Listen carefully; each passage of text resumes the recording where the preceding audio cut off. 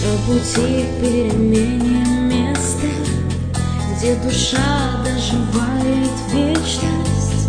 100 дорог, что висят, словно в небе мосты. И когда под тобой бездна, и бежать уже нет мочи, ты тогда произносишь молча: папа, где ты?